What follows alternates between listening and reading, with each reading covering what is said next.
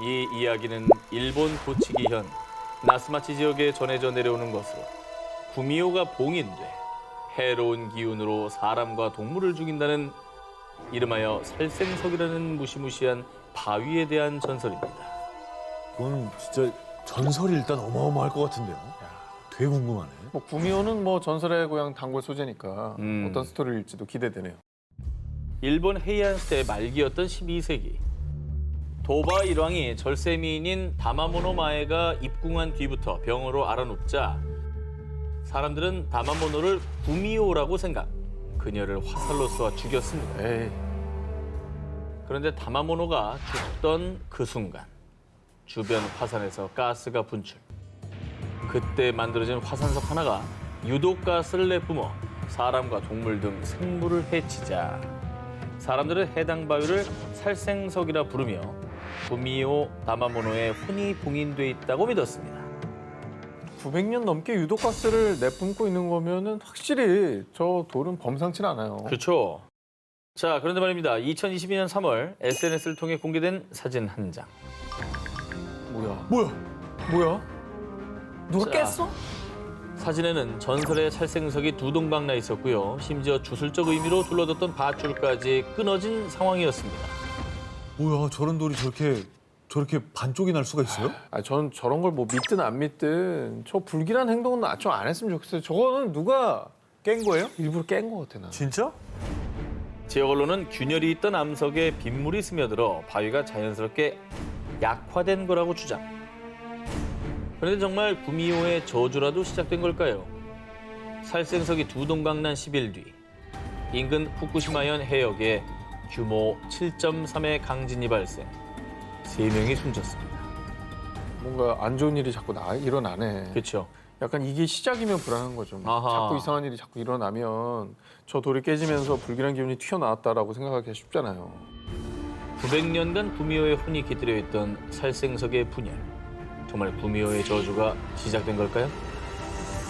중국에서 현존하는 목탑 중 가장 높고 오래된 것으로 유명한 불공사 석가탑. 일명 응현 목탑은 높다. 높이가 67.31m입니다. 이런 높이임에도 무려 966년 동안이나 단 한 번도 무너진 적이 없이 보존되고 있어 신비한 수수께끼로 통하는데요. 13세기 원나라 시절에 규모 6.5의 지진 발생했고요. 집 5,800채가 파괴되고 1,400여 명이 사망. 1926년엔 군벌 전쟁으로 200개가 넘는 포탄이 탑에 쏟아졌지만 쓰러지기는커녕 굳건함을 보였고요. 심지어 1950년대엔 두 번의 낙뢰에도 목조 건물인 응현 목탑만은 멀쩡했습니다. 무려 1000년에 가까운 시간을 건재해온 응현 목탑의 내진, 낙뢰, 방제, 방화 능력은 중국 내에서도 미스터리. 중국인들은 탑에 신비한 힘이 있다고 믿었습니다. 다른 걸 다 떠나서 진도 9.0은 놀라운데요. 아니 나무라며. 틀어지지도 않나? 그러니까.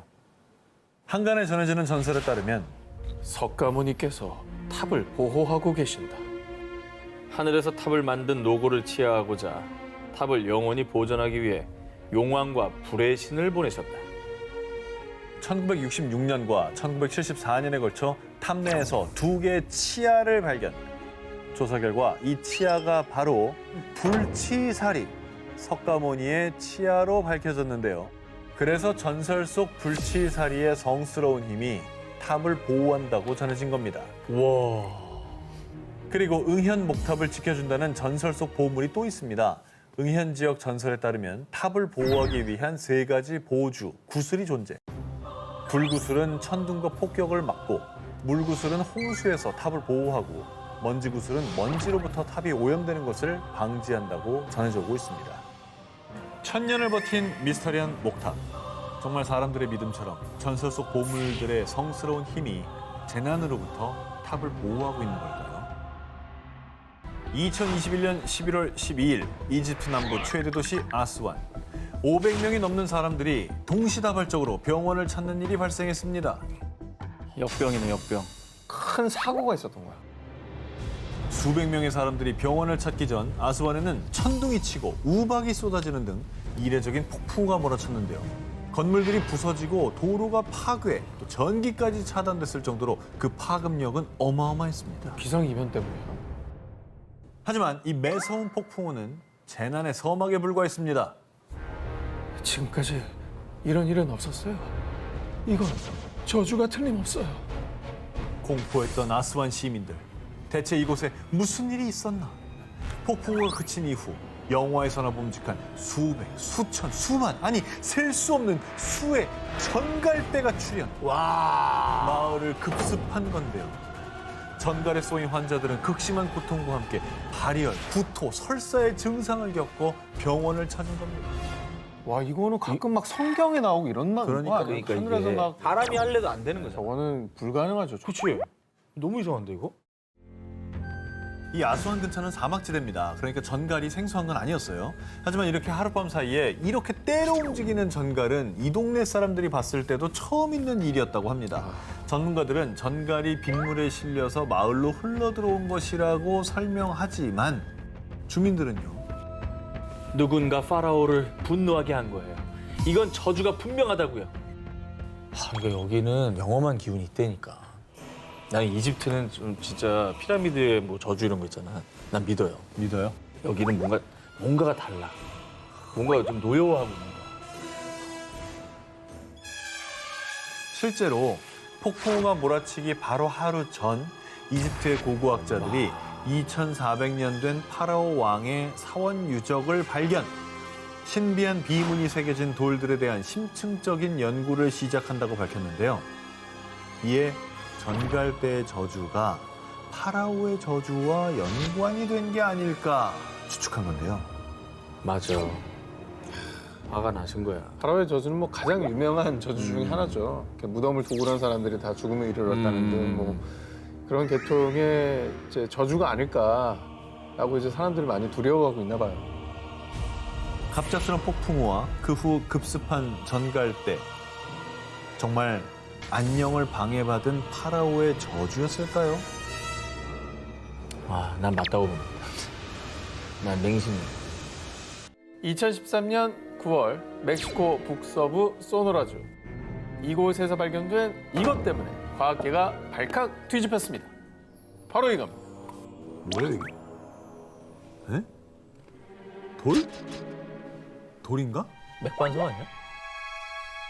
이거 저기 발 뒤꿈치에 굳은 살 긁어내는 그런 돌 아니에요? 갑자기 그 얘기를 합니까?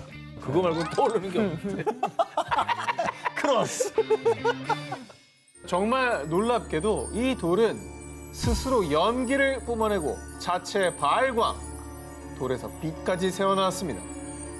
이런 돌 보신 적 있으십니까? 맥반석 오징어 밑에 있어. 맥반석에서는. 그럼 불을 지지니까. 그래요? 아니, 이거 자연발화인 줄 알았지. 야광돌 있잖아요. 야광돌. 그거는 설마 오늘 주제 야광돌 형광 물질을 칠한 거죠. 그런데 말입니다. 더욱더 기묘한 건 빛만 나는 게 아니라 연기도 피어오릅니다. 이 표백제 원료인 염소처럼 고약한 악취를 풍겼고요. 이 연기가 닿은 종이 판자는 색깔이 변했습니다. 유독물질 아니야? 어디에서도 본 적 없는 이 괴상한 돌을 발견해 현지 주민들은 극도의 두려움을 느꼈고요. 결국 한 연구소에서 이 돌을 수거해 조사했습니다. 그리고 그 결과 이 돌이 어디서 왔는지 출처도 불분명하고 돌의 성분도 파악할 수 없었습니다.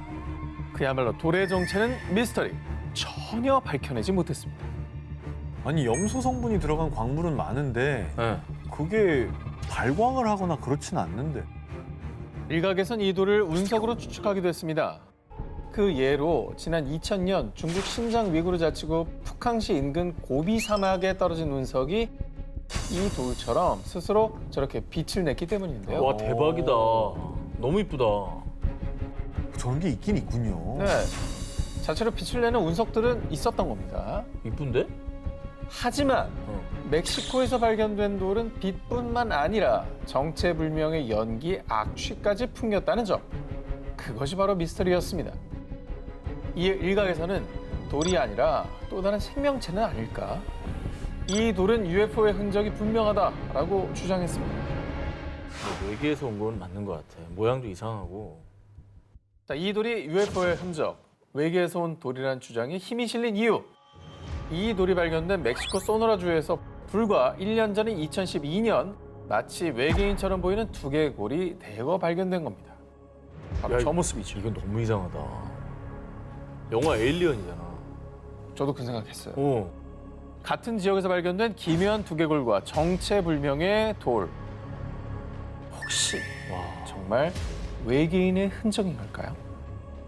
저 녀석의 흔적이라고? 두개골 진짜 이상하다. 너무 궁금한데? 이거 어떻게 뭐 연구가 안 되나? 빛과 연기를 뿜는 괴상한 돌. 어쩌면 이 돌에 우리가 모르는 미스터리한 1급 비밀이 숨겨져 있는 건 아닐까요? 수영장용 지하 파이프를 설치하던 중 충격적인 것이 발견됐습니다.